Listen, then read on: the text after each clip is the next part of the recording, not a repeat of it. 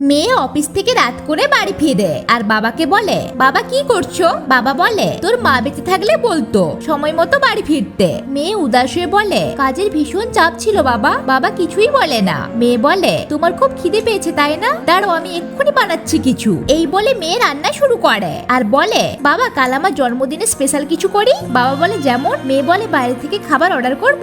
বাবা বলে, আচ্ছা ঠিক আছে। মেয়ে খুশি হয়ে যায়। পরের দিন মেয়ে অফিস চলে যাওয়ার পর বাবা কিচেনে আসে আর মায়ের পুরনো রান্নার বই বের করে রেসিপি দেখতে লাগে আর বই দেখে দেখে রান্না করতে শুরু করে। আজ সবকিছু মেয়ের পছন্দের রান্না। বাবার অনেক কষ্ট হচ্ছিল, প্রথমবার রান্না করছে তো, কিন্তু মেয়ের জন্য এটা তো বাবাদের কাছে সামান্যই। একবার রান্না পুড়ে যায়, তাতে কি, আবার চেষ্টা। আর এভাবে বাবা মেয়ের পছন্দের সব রান্না করে ফেলে। মেয়ে বাড়ি ফিরে বলে, সরি বাবা, আজ আবারও লেট হয়ে গেল, কিন্তু আমি খাবার নিয়ে এসেছি। ভেতরে ঢুকে মেয়ে তো টেবিল দেখে অবাক হয়ে যায়। মেয়ে বলে, আরে বাবা, তুমি আগেই অর্ডার করে দিয়েছো। বাবা মেয়েকে বসতে বলে। এরপর মেয়ে খাওয়া শুরু করে। খাবার মুখে দিয়ে বুঝতে পারে এটা তো মায়ের হাতের স্বাদ। মেয়ে বুঝতে পেরে বাবার দিকে তাকায়। বাবা বলে, তোর মা থাকলে বলতো রান্না করা শুধু তোর একার কাজ নয়। মেয়ে খুবই ইমোশনাল হয়ে যায়। বাবা মেয়েকে হ্যাপি বার্থডে উইশ করে। মেয়ের চোখে খুশিতে জল চলে আসে। আজকের এই দিনটা তার জীবনের সবচেয়ে স্পেশাল দিন হয়ে থেকে যাবে। সত্যি বাবারা তার সন্তানদের জন্য সবকিছুই করতে পারে, রান্না তো সামান্যই।